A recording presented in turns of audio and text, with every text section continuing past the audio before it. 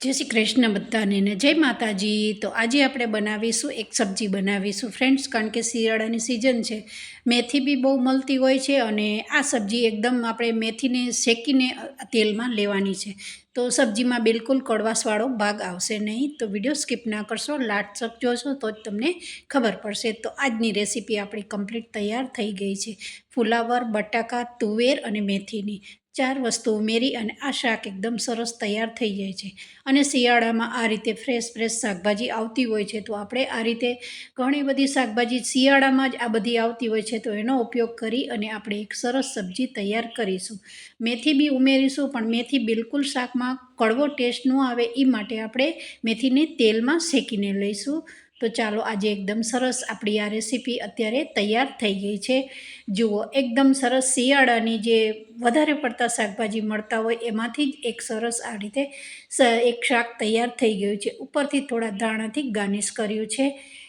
તો ચાલો, આજે એકદમ સરસ શિયાળાની જ બનતી એક સરસ શાક આપણે તૈયાર કરીશું। તો હવે આપણે જે આ શાકમાં શું વસ્તુ પડે છે એ જોઈ લઈએ। હવે અત્યારે અહીંયા મેઇન ઇન્ગ્રીડિયન્ટ્સ સબ્જીના મેં લીધા છે। આમાં હજુ આપણે ઘણી બધી વસ્તુ ઉમેરીશું, તો વિડીયો સ્કીપ ના કરશો। જુઓ, અત્યારે મેં લગભગ 250 ગ્રામ જેટલું ફુલાવર લીધું છે, એક બટેકા લીધા છે અને અડધી વાટકી તુવેર લીધી છે। હવે ફુલાવરનો જે એના પત્તા અને ડંઠલવાળો ભાગ હતો એ મેં અત્યારે અહીંયા કાઢી લીધો છે, કારણ કે એ વધારે પડતું તો તમે ફુલાવર લેવા જતા હો તો પણ એમાં વજનમાં લગભગ ડંઠલ અને પત્તા છે એ જ લગભગ 100 થી 200 ગ્રામ જેટલું નીકળી જતું છે। તો આ મારું અત્યારે ફક્ત 250 ગ્રામ જેટલું જ અત્યારે ફુલાવર રહ્યું છે, અને એને હું આ રીતે થોડું આ રીતે છૂટું પાડી દેવાનું છે, કારણ કે અંદર વધારે પડતી ઈયળ ના હોય એનું વાત આ તમારે ખાસ ધ્યાન રાખવાનું છે। કારણ કે આપણે એમનેમ જ સીધું સુધારી દેતા હોઈએ છીએ તો અંદર થોડોક બગડેલો ભાગ હોય, પણ અમારું એકદમ ફ્રેશ હતું। હવે એક બટાકું લીધું છે, પણ છાલ નથી કાઢવાની, છાલ સાથે જ આ શાકને બનાવવાનું છે। હવે અડધી વાટકી મેં અત્યારે તુવેરના દાણા લીધા છે, પણ તુવેરના દાણા આપણે સીધા ફોલી અને નથી નાખી દેવાના, કારણ કે એમાં વધારે પડતી સડેલો ભાગ બી દાણામાં હોતો હોય છે। તો આપણે શું કરવાનું છે, એક પ્લેટમાં લઈ અને સારા દાણા એક સાઈડ કરી દઈશું, અને કોઈ પણ એક બે કે વધારે પડતી રહી ગઈ હોય સડેલો ભાગ તો એ કાઢી લઈશું। હવે આ ત્રણેય વસ્તુને આપણે પાણીમાં પલાળી દઈશું। આ પલળે ત્યાં સુધીમાં આપણે હવે જે બીજી શાકની પ્રોસેસ કરવાની છે એ કરીશું। તો એમાં જે માટીવાળો ભાગ હશે એ બધો નીચે બેસી જશે। હવે આપણે એક મરચું અહીંયા લીધું છે। આ શાકમાં મેં થોડું લસણનો ઉપયોગ વધારે કર્યો છે, કારણ કે મેથી કડવી છે, તો લસણ થોડુંક નાખશો તો ભલે તમે શેકીને લેતા હો તો પણ લસણ વધારે હશે ને, અને આમે શિયાળામાં તો વધારે પડતું લસણ ખાવાથી આપણા શરીર માટે બહુ જ હેલ્ધી હોય છે। તો લગભગ 8-10 કળી મેં અત્યારે લસણ લીધું છે। લસણને મેં ખાંડીને નથી નાખ્યું, અહીંયા ચોપ કરીને મેં ઉમેર્યું છે। અને બીજું એક લસણની હું પ્રોસેસ નાખીશ તો એકદમ સરસ આ શાક ચટાકેદાર બનશે। અને બીજું કે આ શાકમાં મેં 2 જ વાટકી પાણી નાખી અને બનાવ્યું છે। બહુ વધારે પડતું આ શાક મેં રસાવાળું બી રાખ્યું નથી, બહુ ડ્રાય બી નથી અને બહુ રસોઈ નથી, એ ટાઈપનું આ શાકને મેં અત્યારે બનાવ્યું છે। હવે લસણ કપાઈ ગયા પછી આપણે એકદમ ઝીણા ટામેટાં છે એને ચોપ કરી દેવાના છે।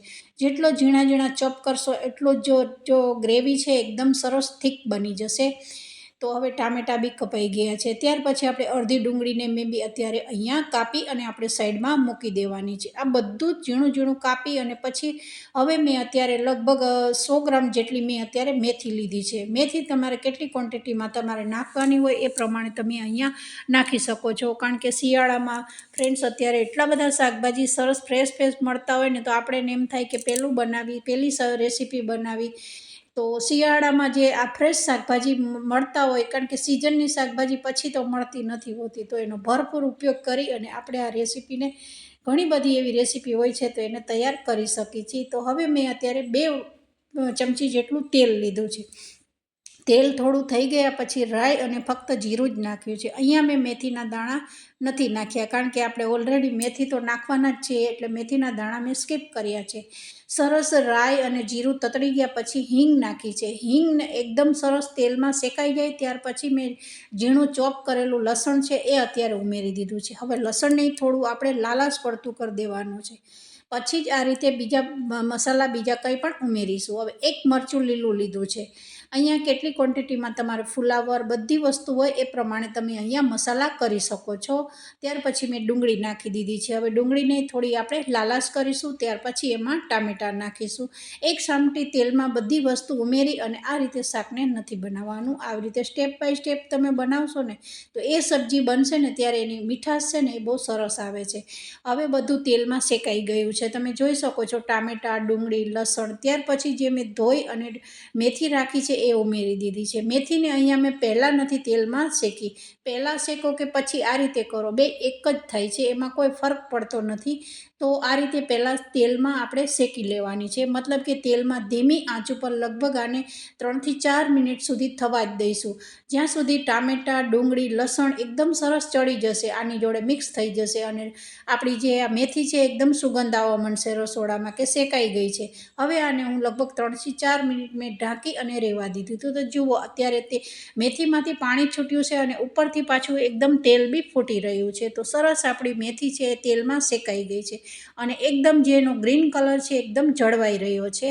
પણ ફ્રેન્ડ્સ, વધારે પડતું આપણે જ્યારે શાકમાં પાણી નાખતા હોય છે ને ત્યારે જે મેથી છે ને એનો કલર ડાઉન થઈ જતો હોય છે.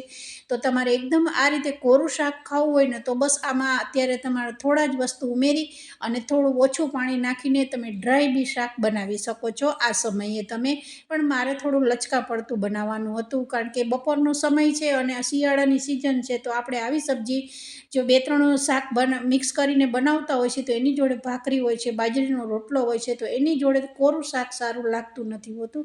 તો મેં થોડું અત્યારે એમાં 2 વાટકી, કારણ કે ચેળવવા માટે તો આપણે પાણી તો નાખવું જ પડે છે. તો હવે તમે જોઈ શકો છો આ મેઇન ઇન્ગ્રેડિયન્ટ છે મારું જે લસણની ચટણી મેં બનાવી હતી ઘરે. તો વધારે પણ થોડું એકદમ આ શાકનો ટેસ્ટ સરસ આવે છે વધારે લસણ નાખવાથી. જરા બી તમને જે મેથી નાખી છે એનો કડવો ટેસ્ટ બિલકુલ આવશે નહીં. તો તમારા ઘરમાં લસણની ચટણી હોય તો તમે નાખી શકો છો, નહીતર વધારે લસણ નાખીને બી તમે આ રીતે બનાવી શકો છો. ત્યાર પછી રૂટિંગ મસાલા કર્યા છે મેં અહીંયા. મસાલામાં મેં 1 ચમચી લાલ મરચું નાખ્યું છે, અડધી ચમચી ધાણા જીરું નાખ્યું છે, અડધી ચમચી હલ્દી પાવડર નાખ્યું છે અને સ્વાદ અનુસાર આપણે અહીંયા મીઠાનો ઉપયોગ કરીશું. અને અહીંયા તમને વધારે પસંદ હોય તો કોઈ પણ તમારા ઘરમાં જે ગરમ મસાલો હોય એ બી તમે અહીંયા ઉમેરી શકો છો. તો મારે જે એવરેસ્ટનો કિચન કિંગ મસાલો હતો એ મેં લગભગ અડધી ચમચી જેટલો અહીંયા ઉમેર્યો છે. બસ આટલી જ પ્રોસેસ કરી અને થોડું પાણી નાખી અને આપણે ફરી મસાલાને આપણે ચેડવવા દઈશું, કારણ કે આ મસાલા હજુ કાચા જ છે તો એને ચેડવવા ખૂબ જરૂરી છે. હવે આ સમયે આપણે લગભગ 2 થી 3 ચમચી જેટલું મેં અત્યારે અહીંયા પાણી લીધું છે. 2 ચમચી જેટલું પાણી ઉમેર્યું છે, વધારે પાણીનો ઉપયોગ કર્યો નથી. તો જુઓ, હવે આપણા મસાલા સરસ તેલમાં શેકાઈ જાય અને જરાય કચાશ ના રહે એ માટે આપણે એને ઢાંકી અને લગભગ 2 થી 3 જ મિનિટ અહીંયા થવા દઈશું. પછી આપણે જે ફુલાવર ધોઈ અને સરસ રાખ્યું છે એને ઉમેરી દેવાનું છે અને ધીમી આંચ ઉપર જ આ શાકને આપણે તૈયાર કરવાનું છે. બહુ ફાસ્ટ ગેસે આ કામ નથી કરવાનું. કોઈ પણ તમે સબ્જી જો કઢાઈમાં બનાવતા હો તો ધીમી આંચે બનાવશો ને ફ્રેન્ડ્સ, તો આ શાકનો સ્વાદ છે બહુ જ સરસ આવે છે. તો જુઓ, હવે એકદમ આ રીતે 2 મિનિટ મેં ઢાંકી અને પહેલાં મૂકી દીધું હતું, પણ એ મેં સ્કીપ કર્યું છે, બતાવ્યું નથી. સીધું ઢાંકણું જ તમને આ રીતે ખોલેલું બતાવ્યું છે. તો હવે ફુલાવર, જે તુવેર અને બટાકા ધોઈને રાખ્યા છે એ અહીંયા આપણે ઉમેરી દીધા છે. જુઓ, હવે આ બધી વસ્તુને આપણે જે મસાલા કર્યા છે એમાં સરસ મિક્સ કરી દેવાનું છે. હવે આપણે અહીંયા 2 વાટકી જેટલું પાણી લેવાનું છે. હવે કેટલી ક્વોન્ટિટીમાં તમારા ઘરમાં સબ્જી હોય એ પ્રમાણે તમે પાણી લઈ શકો છો એને ચેડવવા માટે, કારણ કે ફુલાવર, બટાકા મોટા પીસ રાખ્યા છે તો એને ચેડવવા બહુ જરૂરી છે. તો 2 વાટકી જેટલું અહીંયા મેં મારા માપ પ્રમાણે પાણી લીધું છે, પણ તમારે વધારે હોય તો તમે વધારે પાણી અહીંયા ઉમેરી અને શાકને ચેડવી શકો છો. તો 2 વાટકી પાણી નાખી અને 6 થી 7 મિનિટ ધીમી આંચ ઉપર આ શાકને આપણે થવા દઈશું. તમે જોઈ શકો છો એકદમ અત્યારે થોડું પાણી લાગે છે, પણ જ્યારે શાક બની જશે ને ત્યારે એનો કલર બહુ જ સરસ આવે છે, કારણ કે મેં અત્યારે લસણનો વધારે પડતો ઉપયોગ કર્યો છે અને લસણની જે ચટણી છે એ કાશ્મીરી મરચું છે, તો એનો કલર બહુ જ સરસ શાકમાં આવશે. તો 6 થી 7 મિનિટ થઈ ગયા પછી જુઓ, મારે આ રીતે ડ્રાય નહોતું બનાવવાનું. જુઓ, થોડોક મેં અત્યારે અહીંયા રસો રહેવા દીધો છે. તો હવે હું તમને આ રીતે ચેક કરીને બતાવીશ. જુઓ, બટાકું એકદમ મોટો પીસ રાખ્યો તો બી શાક બધું ચડી ગયું છે. અને ફુલાવરના જે મોટા પીસ રાખ્યા છે ફ્રેન્ડ્સ, એ એવા ને એવા મોટા પીસ રહ્યા જ નથી. કારણ કે ફુલાવર એવી વસ્તુ છે કે તમારે જેવું તેલમાં શેકાશે ને એટલે એ સીધું એકદમ છૂંદો થઈ જાય છે. પણ ફ્રેશ ફુલાવર હશે ને તો એકદમ સરસ બને છે. તો હવે આપણું આ શાક તૈયાર થઈ ગયું છે. હવે તમે જોઈ શકો છો કેટલો સરસ ચટણી નાખવાથી કલર આવી રહ્યો છે. અને મારા જે ચટણી મેં નાખી છે એ એકદમ સરસ કશ્મીરી મરચું છે. તો આજની રેસીપી મારી કમ્પ્લીટ તૈયાર થઈ ગઈ છે. અને ફુલાવર બી તમે જોઈ શકો છો એકદમ જે મોટા પીસ રાખ્યા છે એ ટાઈપના જ રહ્યા છે. તો આજની રેસીપી આપણી સરસ કમ્પ્લીટ તૈયાર થઈ ગઈ છે. ઉપરથી થોડા ધાણાથી ગાર્નિશ કરીશું. તો વિડીયો પસંદ આવે તો જરૂરથી એક લાઇક કરવાનું ના ભૂલતા. અને વિડીયો વધારે પસંદ આવી જાય, રેસીપી પસંદ આવી જાય તો બેલ આઇકનવાળું બટન છે એને જરૂરથી પ્રેસ કરજો. તો આજની આપણી રેસીપી સરસ એક સબ્જીની તૈયાર થઈ ગઈ છે. જુઓ કેટલી સરસ, એકદમ બહુ ડ્રાય બી નથી અને બહુ એકદમ પાણી જેવી બી સબ્જી તૈયાર નથી થઈ. તમે ભાખરી જોડે, બાજરીના રોટલા જોડે અથવા ફુલકા રોટલી જોડે બી આ ખાઈ શકો છો. તો બધાને જય શ્રી કૃષ્ણ અને જય માતાજી.